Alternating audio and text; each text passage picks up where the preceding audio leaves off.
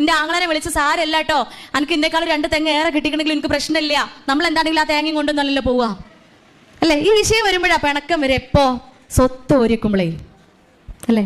ഒരു ചർച്ചാ വിഷയം തന്നെയാണ് കേട്ടോ, വലിയൊരു മേഖല തന്നെയാണ് സമ്പത്ത്. നമ്മളൊക്കെ നാട്ടിൽ എങ്ങനെയാ സ്വത്ത് വീതം വെക്കൽ, എങ്ങനെയാ അതിൻ്റെ ഒരു റേഷ്യോ എങ്ങനെയാ?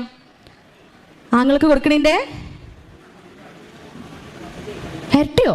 ചമ്പക്കുത്ത് എങ്ങനെയാ? കുറച്ചൊന്നും അങ്ങോട്ട് താമസം മാറ്റിയാലോ? അല്ല അല്ലേ, എല്ലായിടത്തും എങ്ങനെയാ? ആങ്ങൾക്ക് കൊടുക്കണേൻ്റെ പകുതി എനിക്കുള്ളൂ. നിങ്ങൾക്കൊക്കെ അങ്ങനെ തന്നെയല്ലേ? ആർക്കെങ്കിലും ഏറെ കിട്ടലുണ്ടോ? ചില വീട്ടിൽ പകുതിയൊക്കെ ആക്കും. എന്നാലും ഇസ്ലാമിന്റെ നിയമം എങ്ങനെയാണ്? ഓന് 2 തെങ്ങ് കൊടുത്താൽ എനിക്കൊരു തെങ്ങുള്ളൂ.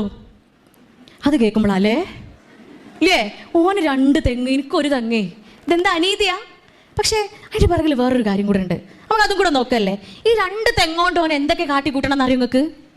അറിയോ? അതേ ഇസ്ലാം ഓന് 2 തെങ്ങ് കൊടുക്കാൻ പറഞ്ഞ അതേ ഇസ്ലാം പറയാണ്, മാതാപിതാക്കള് ആരെ സംരക്ഷിക്കേണ്ടത്?